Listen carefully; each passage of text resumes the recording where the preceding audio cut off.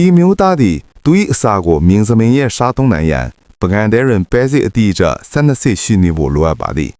သို့သောသူ၏တငယ်ချင်းဖြစ်သူကပဲစစ်တစ်စိကိုယူလိုက်တော့အခါသူသည်အော်နှလုံးသားတဲ့လူခံစားလိုက်ရပြီးစားခြင်းစိတ်အလုံးလုံးဝပျောက်ဆုံးသွားခဲ့သည်သို့တော်လည်းသူသည်စိတ်ကိုထိန်းထားပြီးဘာမှမဖြစ်တဲ့အောင်ဟန်ဆောင်နေခဲ့သည်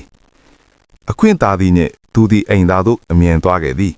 အများဆုံးဆက်ပြာကိုမတုံးကျင်သဖြင့်သူ၏ကိုယ်ပိုင်ဆက်ပြာကိုထုတ်ကာလက်ပေါ်တွင်အမြုပ်များထွက်အောင်ပုတ်သည်အထက်ထက်အခါခါဆေးကြောပါတော့သည်လက်များမှသွေးထွက်လာသည့်အထိသူသည်ထိုသို့အကျဉ်းချင်းပြုလုပ်နေခဲ့သည်ထိုအခါမှသာသူသည်ရက်တန့်လိုက်ပြီးတပုံစာမြရှိသောတစ်ရှူများကိုအသုံးပြုကာသွေးများကိုတုပ်လိုက်သည်နောက်ဆုံးတွင်သူသည်တန့်ရှင်းသွားပြီဟုထင်လိုက်စဉ်သူ၏အင်ကြီးပေါ်တွင်အစွန်းထွက်သေးသေးလေးတစ်ခုကိုတတိပြုမိသွားပြန်သည်သူသည်ဆက်ပြာကိုထပ်မံအသုံးပြုကာထိုအစွန်းထွက်ကိုအားရပါးရတိုက်ချွတ်ပြီးစင်ကြယ်သွားသည့်အထိကုန်းတွေရေဆေးချငယ်သည်သူသည်ထွက်ခွာရန်အသင့်ဖြစ်သွားသောအခါညစ်ပက်နေသောတကားလက်ကင်ကိုမကင်ခြင်းသဖြင့်ခိတ္တရက်တန်းနေခဲ့သည်နောက်ထို့လက်ကြည့်လိုက်သောအခါတစ်ရှူများအလုံးကုန်းသွားပြီးဖြစ်ကြောင်းသိလိုက်ရသဖြင့်နေရန်ကိုမိကတစုံတယောက်ကတကားဖွင့်အဝင်ကိုစောင့်နေလိုက်သည်